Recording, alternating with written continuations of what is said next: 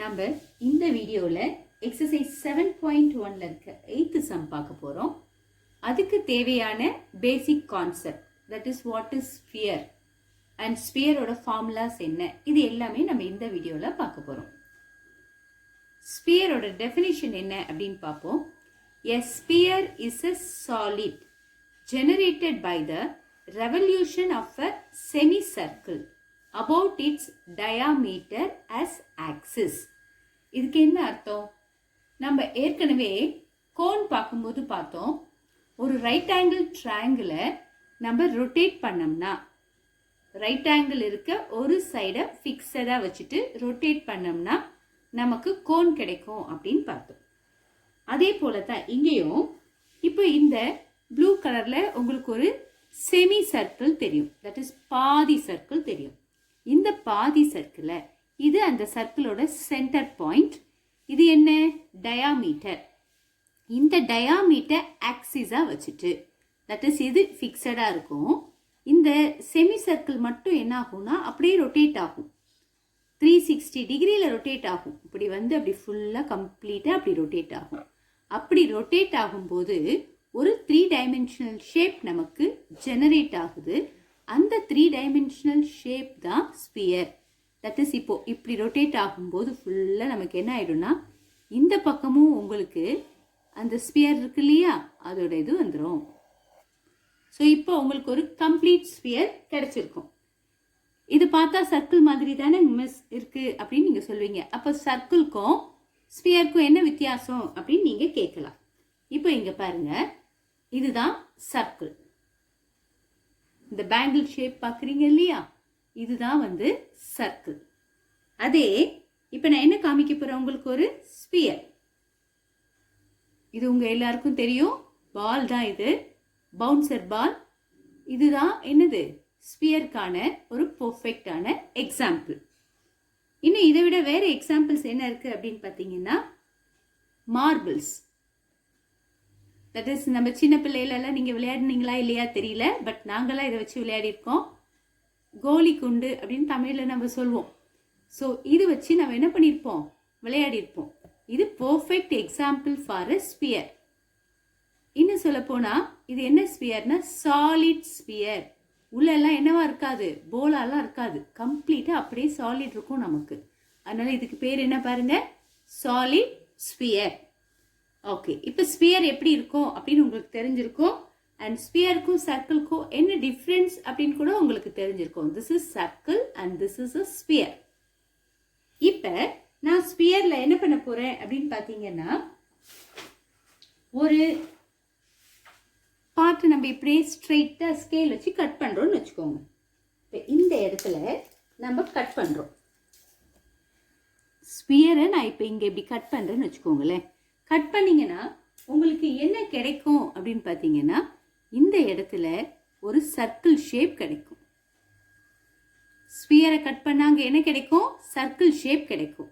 Okay, நான் இந்த centre வழியாக பாஸ் ஆகுது இல்லையா, இந்த சென்டர் வழியாக கரெக்டாக நான் இப்படி கட் பண்ணுறேன் அப்படின்னா இங்கேயும் நமக்கு என்னதான் கிடைக்கும், அழகாக ஒரு சர்க்கிள் ஷேப் வந்து அந்த பிளேஸில் கிடைக்கும். அதுதான் என்ன சொல்றாங்கன்னா, every plane section of a sphere is a circle. That is நம்ம இந்த பிளேன் செக்ஷன் என்ன, இதான் ஒரு பிளேன், அது என்னவா இருக்கும்னா சர்க்கிளாக தான் இருக்கும் அப்படின்னு சொல்லி சொல்றோம். The line of section of a sphere by a plane passing through the center. இந்த சென்டர் வழியா பாஸ் ஆகுது பார்த்தீங்களா, இது வழியா நம்ம லைன் ஆஃப் செக்ஷன் போட்டு பார்த்தோம்னா நமக்கு ஒரு சர்க்கிள் கிடைக்குது பார்த்தீங்களா. அந்த சர்க்கிளை நம்ம என்ன சொல்லுவோம் பார்த்தீங்கன்னா, கிரேட் சர்க்கிள் அப்படின்னு சொல்லுவோம். இந்த சர்க்கிளுக்கு பேர் என்ன, கிரேட் சர்க்கிள். இங்க ரேடியஸ் அப்படிங்கிறது என்ன அப்படின்னு பார்த்தீங்கன்னா, இதான சென்டர். சென்டர்ல இருந்து அந்த ஸ்பியரை டச் பண்ற மாதிரி இருக்கிற ஒரு ஒரு பாயிண்ட்டுக்குமே பேர் என்னதான், ரேடியஸ். இப்போ நான் சென்டர்ல இருந்து இங்க சர்க்கிளை டச் பண்ணுதா, இதுவும் ரேடியஸ் தான். சென்டர்ல இருந்து இங்க நான் ஸ்பியரை டச் பண்ற மாதிரி ஒன்று வரைஞ்சாலும் ரேடியஸ் தான். ஓகேவா? ஸோ ரேடியஸ் அப்படின்றது என்னன்னா, சென்டர் பாயிண்ட்டையும் ஸ்பியரோட சர்க்கம்ஃபரன்ஸையும் டச் பண்ற லைனுக்கு பேரு ரேடியஸ். ஸோ இப்போ ஸ்பியர்னா என்ன, அங்கே ரேடியஸ்னா என்ன, R is the radius of the sphere. இது நம்ம கிளியரா இருக்கும். இங்க இன்னொரு விஷயம் நம்ம என்ன பார்க்கணும் அப்படின்னு பார்த்தீங்கன்னா, நம்ம சிலிண்டருக்கு அண்ட் கோனுக்கு எல்லாம் curved surface area and total surface area அப்படின்னு 2 விஷயங்களை பார்த்தோம். இங்க பொறுத்த வரைக்கும் நம்ம பார்க்குறோம் பாருங்களேன், ஃபுல்லாவே இந்த ஸ்பியர் ஃபுல்லாவே என்ன சர்ஃபேஸ் ஏரியாவா தான் இருக்கு, கர்வ்டு சர்ஃபேஸ் ஏரியா தான் இருக்கு இல்லையா? அப்போ இதுக்கு தனியா டோட்டல் சர்ஃபேஸ் ஏரியா அப்படின்னு ஒன்னே கிடையாது. இப்போ மொத்தமா அது நம்ம என்ன சொன்னா போறோம்னா, surface area of a sphere அப்படின்னு சொன்னாலே போறோம். சப்போஸ் உங்களுக்கு கொஸ்டின்ல find the total surface area of the sphere அப்படின்னு கேட்டா ஏதோ தனியா ஃபார்முலா இருக்குன்னு நினைச்சுக்காதீங்க. No, find the curved surface area of the sphere எல்லாமே இங்க ஒண்ணுதான். ஏன்னா ஸ்பியரை பொறுத்த வரைக்கும் இருக்கிறது ஒரே ஒரு சர்ஃபேஸ் ஏரியா தான். கர்வ்டு சர்ஃபேஸ் ஏரியானாலும் அதே தான், டோட்டல் சர்ஃபேஸ் ஏரியானாலும் அதே தான். ஸோ அதுக்கு என்ன ஃபார்முலா அப்படின்னு பார்க்குறோம். Surface area of a sphere equal to 4πr square square units. So இதுதான் ஸ்பியரோட important formula. CSA of the ஸ்பியர்னாலும் இதே தான், டிஎஸ்ஏ ஆஃப் த ஸ்பியர்னாலும் எழுதல, இதே ஃபார்முலா தான். Generally we can tell it is surface area of a sphere. Okay, ஸ்பியரை பற்றி படிச்சிட்டோம். இப்போ நான் இங்கே காமிச்சேன் இல்லையா, இதோட நம்ம இப்படி கட் பண்ணுறோன்னுட்டு கட் பண்ணி எடுக்கும்போது இது என்ன ஆகும்னா 2 பார்ட்டாக பிரிஞ்சிடும். இல்லை ஒரு ஹாஃப் இன்னொரு ஹாஃப்ன்ற மாதிரி 2 பார்ட்டாக பிரிஞ்சிடும். அப்படி பிரிஞ்சா அந்த பாதி ஸ்பியர் இருக்கு பாருங்க, அதுக்கு பேரு ஹெமிஸ்பியர். தட் இஸ் ஒரு ஸ்பியரோட பாதி அப்படின்னு அர்த்தம். அந்த ஒரு ஸ்பியரோட பாதிக்கு பேரு ஹெமிஸ்பியர். இந்த ஹெமிஸ்பியர்ல இப்ப நான் இந்த சாலிட் இருக்கு இல்லையா, இந்த சாலிடை நான் எப்படி கட் பண்றேன், கட் பண்ணா எனக்கு ஹெமிஸ்பியர் கிடைக்கும். அப்ப இந்த ஸ்பேஸ் ஃபுல்லா எப்படி இருக்கும்னா இது ஒரு சர்க்கிள் மாதிரி இருக்கும். அது இல்லாம இது என்னது, கர்வ்டு சர்ஃபேஸ் ஏரியா. இப்போ இந்த ஹெமிஸ்பியருக்கு தான் நமக்கு 2 சர்ஃபேஸ் ஏரியா வரப்போகுது. இந்த பார்ட்டு கர்வ்டு சர்ஃபேஸ் ஏரியாவா இருக்கும். அண்ட் இது என்ன இருக்கும், இது ஒரு சர்க்கிளோட ஏரியாவா இருக்கும். இதையும் கர்வ்டு சர்ஃபேஸ் ஏரியாவோட சேர்க்கும் போது நமக்கு டோட்டல் சர்ஃபேஸ் ஏரியா கிடைக்கும். அப்ப for hemisphere we have CSA and TSA. CSA of a hemisphere equal to formula 2πr². that is 4πr² வந்து ஸ்பியருக்கு பார்த்தோம். அதில் பாதி தான் எதுக்கு வரப்போகுது, ஹெமிஸ்பியருக்கு வரப்போகுது. டிஎஸ்ஏ டோட்டல் சர்ஃபேஸ் ஏரியா அப்படின்னு சொல்லும்போது இந்த சிஎஸ்ஏவோட கூட இந்த பார்ட் ஆட் ஆகணும். இந்த பார்ட் என்ன, இது ஒரு circle part. Area of the circle ஒரு πr². அப்போ 2πr² இன்னொரு πr² ஆட் ஆனா நமக்கு என்ன கிடைக்கும், total surface area of a hemisphere கிடைக்கும். ஸோ டிஎஸ்ஏயோட ஃபார்முலா என்னன்னு பாருங்க, 3πr² ஸ்கொயர் யூனிட்ஸ். அடுத்ததான் நம்ம பார்க்க போறது ஹாலோ ஹெமிஸ்பியர். அது என்ன ஹாலோ ஹெமிஸ்பியர் அப்படின்னு நம்ம பார்ப்போம். இப்போ நமக்கு ஸ்பியர் இது என்ன, இது ஒரு பால். இந்த பால் வந்து ஸ்பியர் ஷேப்ல இருக்கும் அப்படின்றது நம்ம எல்லாருக்குமே தெரியும். பால்லே பார்த்தீங்கன்னா 2 டைப்ஸ் இருக்கு. இதுவும் பால் தான், இதுவும் பால் தான். இப்போ இந்த பாலை நான் அழுத்தினேன்னா அழுந்தும். தட் இஸ் உள்ள எப்படி இருக்குன்னா போலா இருக்கு அப்படின்னு அர்த்தம். அப்போ இது என்ன அப்படின்னு பார்த்தீங்கன்னா ஹாலோ ஸ்பியர் அப்படின்னு சொல்லலாம் இல்லையா. உள்ள எப்படி இருக்கும், போலா இருக்கும். So it is hollow sphere. ஆனால் இதை பார்த்தீங்கன்னா ஒன்றுமே பண்ண முடியாது, ஃபுல்லாக சாலிடாக இருக்கும். So it is a solid sphere. Solid ஸ்பியரை கட் பண்ணும்போது அந்த ஷேப் அப்படியே ஃபுல்லாக சாலிடாக ஒரு சர்க்கிளாக இருக்கும் அந்த பிளேன் சைடு. பட் இந்த மாதிரி ஒரு ஹாலோ ஸ்பியரை நம்ம கட் பண்ணி பாதியாக எடுத்துட்டோம்னு வச்சுக்கோங்களேன், இதோட ஷேப் எப்படி இருக்கு பாருங்க, இது இந்த கொட்டாங்குச்சி மாதிரி இருக்கு இல்லை. இங்கே தான் என்ன கான்செப்ட் வரப்போகுது அப்படின்னு பார்த்தீங்கன்னா, இங்கே ஒரு திக்னஸ் வரப்போகுது. ஓகேவா? அப்போ நம்மளோட ஹெமிஸ்பியரோட ஃபார்முலாவில் 2r வரப்போகுது. உள்ள இருக்கிறது internal radius small R and வெளியில இருக்கிறது எக்ஸ்டர்னல் ரேடியஸ் கேபிட்டல் ஆர் அப்படின்னு 2 வரப்போகுது. இந்த மாதிரி போலா இருக்கிறதுக்கு தான் என்னன்னு பேரு, ஹாலோ அப்படின்னு பேரு. இது ஹாலோ ஹெமிஸ்பியருக்கான ஒரு எக்ஸாம்பிளை நம்ம காமிச்சிருக்கோம். இப்போ இந்த படத்துல பாருங்க, நான் ஹாலோ ஹெமிஸ்பியர் வரைஞ்சிருக்கேன். தட் இஸ் ஒரு ஹெமிஸ்பியருக்குள்ளவே இன்னொரு ஹெமிஸ்பியரும் சேர்த்து ஒன்னா ஜாயின் ஆன மாதிரி இருக்கும். இங்க ஒரு திக்னஸ் வரும். இதுல உள்ள சென்டர்ல இருந்து உள்ள சர்க்கிள் ஷேப் தெரியுது இல்லைங்களா, அது வரைக்கும் இருக்க ரேடியஸ் நம்ம இன்டர்னல் ரேடியஸ் ஸ்மால் ஆர் அப்படின்னு சொல்லுவோம். அதே சென்டர்ல இருந்து அவுட் சைடில் இருக்க சர்க்கிள் வரைக்கும் இருக்கிற ரேடியஸை நாம் எக்ஸ்டர்னல் ரேடியஸ் கேபிட்டல் ஆர் சொல்லுவோம். So for hollow hemisphere we have 2 radius. ஞாபகம் வச்சுக்கணும். இப்போ ஃபார்முலாவுக்கு போகிறோம். CSA of a hollow hemisphere equal to, hollow ஹெமிஸ்பியருக்கு CSAக்கு என்ன formula? 2 pi into r square plus r square square units. Then what is TSA of a hollow hemisphere? It is pi into 3r square plus r square square units. இவ்வளவும் நமக்கு sphere ரிலேட்டடாக தெரிய வேண்டிய விஷயங்கள் இந்த எக்ஸசைஸ்க்கு. இப்போ நம்ம என்னெல்லாம் பார்த்தோம்? வாட் இஸ் ஸ்பியர் அப்படின்னு பார்த்தோம். Surface area of a sphere பார்த்துட்டோம். தென் ஹெமிஸ்பியரோட CSA என்ன, TSA என்னன்னு பார்த்தோம். அடுத்து ஹாலோ ஹெமிஸ்பியருக்கு TSA என்ன, CSA என்ன அப்படின்னு மொத்தம் ஒரு 5 ஃபார்முலாஸ் பார்த்துருக்கோம். இப்போ நம்ம எக்ஸசைஸ் 7.1க்கு போக போகிறோம். அங்கே இருக்க 8th சம்மை பார்க்க போகிறோம். The radius of a sphere increases by 25%. That is actually ஒரு ஸ்பியர் இருக்கு, அது ஒரிஜினல் ஸ்பியர். இன்னும் அதோட ரேடியஸை இன்க்ரீஸ் பண்ணுறாங்க. எவ்வளோக்கு இன்க்ரீஸ் பண்ணுறாங்களாம்? 25%க்கு இன்க்ரீஸ் பண்ணுறாங்க. இன்க்ரீஸ் பண்ணால் நமக்கு ஒரு நியூ ஸ்பியர் கிடைக்கும். Find the percentage increase in it surface area. அந்த ஃபர்ஸ்ட் இருந்த ஸ்பியருக்கும் செகண்டாக நமக்கு ஒரு நியூ ஸ்பியர் கிடைக்குது இல்லையா, அது ரெண்டுத்துக்கும் இடையில இருக்கக்கூடிய இன்க்ரீஸ். இந்த ஸ்பியர் 25% இன்க்ரீஸ் பண்ணுறதுனால எவ்வளோ பெருசாக இருக்கு அப்படின்ற அந்த இன்க்ரீஸோட பர்சன்டேஜை நம்ம சர்ஃபேஸ் ஏரியாவுக்கு கண்டுபிடிக்கணும். இதுதான் இந்த கொஸ்டின்.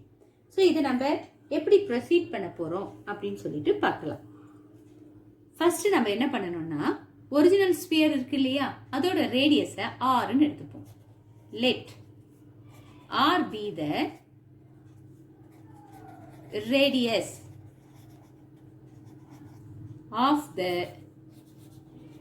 Original sphere. ஒரிஜினலா நம்ம கிட்ட இருக்கிற ஸ்பியரோட ரேடியஸை என்னன்னு எடுத்துக்கிட்டோம்? ஆர் அப்படின்னு எடுத்துக்கிட்டோம். அடுத்து என்ன நமக்கு இங்க கொடுத்துருக்காங்க? இன்க்ரீஸ். எவ்வளவு இன்க்ரீஸ் ஆகுது? 25%. ஓகே, அந்த நியூ ஸ்பியருக்கு போறதுக்கு முன்னாடி நம்ம சர்ஃபேஸ் ஏரியாவை பத்தி தானே பேச போறோம். அப்ப நம்ம இதுக்கு சர்ஃபேஸ் ஏரியா எழுதிடலாம். Surface area of the sphere, surface area of a sphere or its surface area equal to, என்ன இருக்கும் இதோட surface area? ஃபார்முலா நமக்கு இருக்கு 4 pi r square square units. இப்போ நம்ம ஒரிஜினலா நம்ம கிட்ட ஒரு ஸ்பியர் இருக்கு, அதோட சர்ஃபேஸ் ஏரியா என்ன அப்படின்னு நம்ம எழுதிட்டோம். இப்போ என்ன ஆகுது? ரேடியஸ் இன்க்ரீஸ் ஆகுது. ஸோ ரேடியஸ் இன்க்ரீஸ் ஆகும்போது ஆஃப்டர் இன்க்ரீஸ் அந்த நியூ ஸ்பியரோட ரேடியஸ் என்ன இருக்கும் அப்படின்னு நம்ம பார்க்க போகிறோம். ஸோ நியூ ரேடியஸ்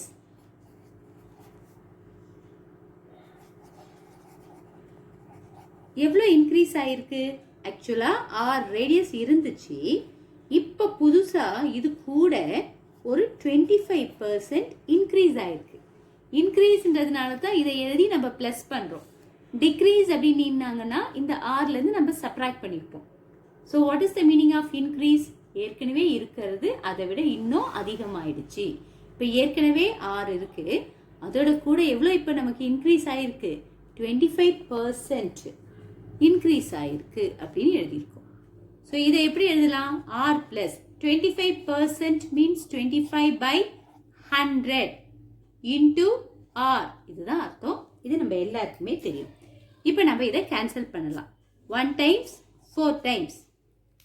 அப்போ இது எப்படி இருக்கு அப்படின்னு பார்த்தீங்கன்னா ஆர் பிளஸ் r/4 அப்படின்னு இருக்கும். எல்சிஎம் எடுக்க போகிறோம். அப்போ இந்த 4 இங்கே மல்டிப்ளை ஆகிடும். டோட்டலாக இங்கே 4. ஏன் 4 இங்கே மல்டிப்ளை ஆகுது? இங்கே கீழே எதுவுமே இல்லை அப்படின்னா 1 இருக்கிறதா அர்த்தம். நம்ம 4 ரெண்டுத்துக்கும் காமனாக எழுதுறோம். அப்போ இங்கே இல்லாத 4 நான் மல்டிப்ளை பண்ணாதானே அங்கே 4 வரும். ஒரு வேல்யூவை நம்மளால கீழே மட்டும் மல்டிப்ளை பண்ணிட்டு விட முடியாது. அப்போ நம்ம எங்கேயும் அதை மல்டிப்ளை பண்ணணும். மேலையும் மல்டிப்ளை பண்ணணும். ஸோ அதனால தான் நம்ம அங்கேயும் 4 மல்டிப்ளை பண்ணுறோம். அப்போ இது என்ன ஆயிடும்னா 4r plus r அப்படின்னு கிடைக்கும், which is 5r divided by 4. This is new radius. இப்போ நான் என்ன கண்டுபிடிக்க போறேன்னா நியூ சர்ஃபேஸ் ஏரியா கண்டுபிடிக்க போறோம். நமக்கு அதுதானே கேட்டிருக்காங்க.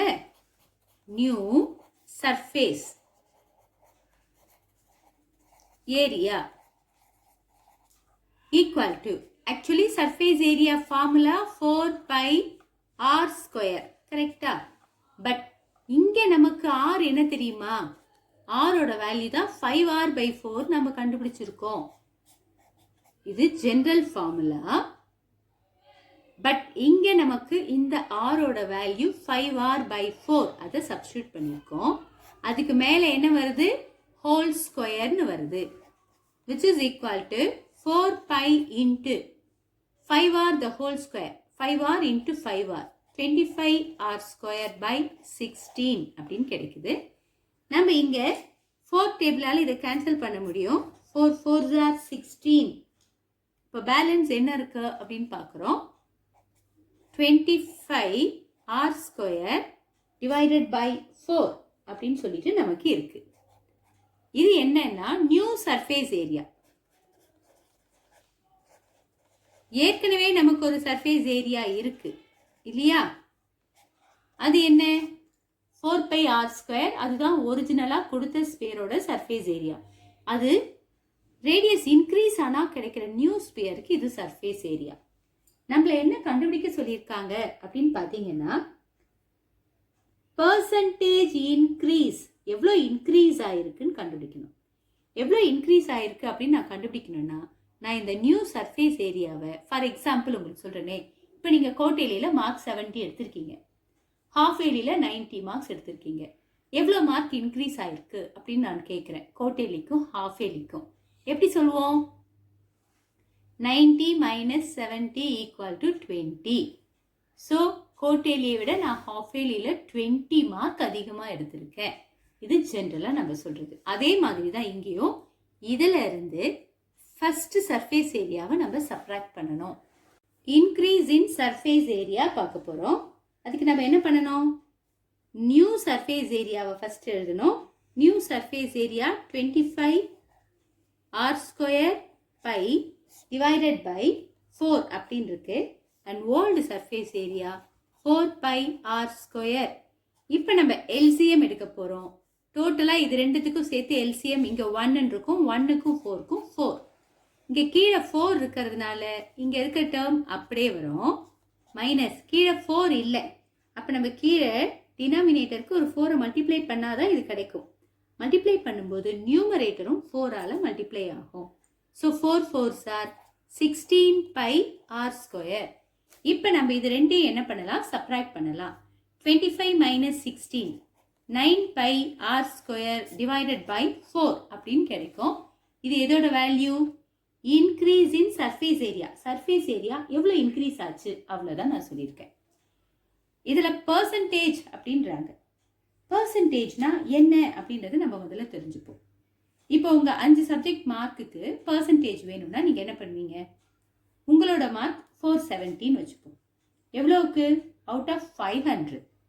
அதுக்கு நான் பர்சன்டேஜ் கண்டுபிடிக்கணும். அப்போது இப்போ நான் எடுத்த mark 470 divided by total mark 500 into 100 போட்டாதான் உங்களுடைய மார்க்கு, நீங்கள் எடுத்த மார்க்குக்கான பர்சன்டேஜ் கிடைக்கும்.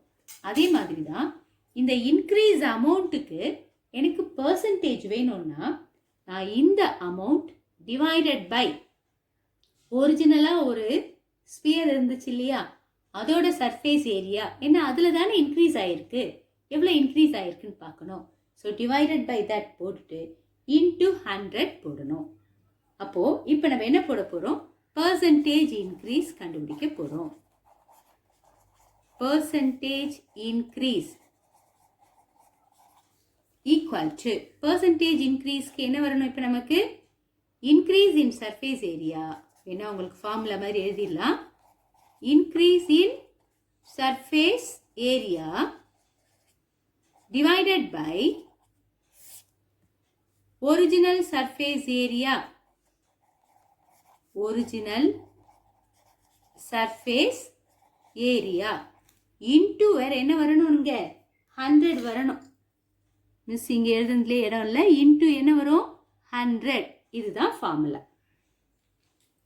அப்போ இப்ப நமக்கு என்ன வருது அப்படின்னு பார்ப்போம். Increase in surface area 9 pi r square divided by 4 கண்டுபிடிச்சிருப்போம். Whole divided by original surface area வந்து 4 pi r ஸ்கொயர் இன்டு என்ன இருக்கீங்க 100 இருக்கு. இப்போ இது என்ன ஆகும்னு யோசிச்சிங்கன்னா 4 pi r ஸ்கொயருக்கு கீழே எதுவுமே இல்லை அப்படின்னா டிவைடட் பைல 1 இருக்கிறதா இருக்கும். இந்த கீழே டிவிஷனில் இருக்க இந்த டேர்ம் அப்படியே ரெசிப்ரோக்கல் ஆகும். ரெசிப்ரோக்கல் ஆகும்போது நமக்கு அடுத்த ஸ்டெப்பில் என்ன கிடைக்கும்னு பார்த்தீங்கன்னா 9 pi r square divided by 4 into இது ரெசிப்ரோக்கல் ஆகுது 1 by 4 pi r square into 100ன்னு கிடைக்கும். இதில் என்னெல்லாம் கேன்சல் பண்ண முடியும் அப்படின்னு பார்த்தீங்கன்னா 4 25 டைம்ஸ் கேன்சல் ஆகுது. இந்த பையும் கேன்சல் ஆகிடும். இந்த ஆர் ஸ்கொயரும் இந்த ஆர் ஸ்கொயரும் கூட கேன்சல் ஆகிடுது. இப்போ பேலன்ஸ் என்ன இருக்குது அப்படின்னு பார்க்குறோம். மேலே 9 இருக்குது, இன்ட்டு அங்கே ஒரு 25 இருக்குது, டிவைடட் பை 4 இருக்குது. இப்போ 9ஐயும் 25ஐயும் மல்டிப்ளை பண்ணி எழுதுவோம். இப்போ நான் இந்த 9ஐயும் 25ஐயும் மல்டிப்ளை பண்ண போகிறேன். மல்டிப்ளை பண்ணால் எனக்கு என்ன கிடைக்கும் 225 கிடைக்கும். டிவைடட் பைல 4 இருக்குது. இப்போ 225ஐ நம்ம 4 டேபிளால் டிவைட் பண்ண போகிறோம். 4 5s are 20, பேலன்ஸ் 2 இருக்குமா 25. 4 6s are 24, பேலன்ஸ் 1 இருக்குது. பாயிண்ட் வச்சுட்டோம், 1க்கு 0 சேர்த்துக்கலாம், 10 ஆகிடும். 2 times 8, இப்போ பேலன்ஸ் 2 இருக்கும், அப்போ 20 ஆகிடும். அது 5 times 20, அப்போ ஆன்சர் என்ன கிடைக்குதுன்னு பார்த்தீங்கன்னா 56.25%. that is percentage increase in surface area. percentage increase எதில் இன்க்ரீஸ் ஆகுது? in surface area equal to 56.25% அப்படின்னு நம்ம கண்டுபிடிச்சிருக்கோம். So now we complete 8th sum in exercise 7.1. Thank you.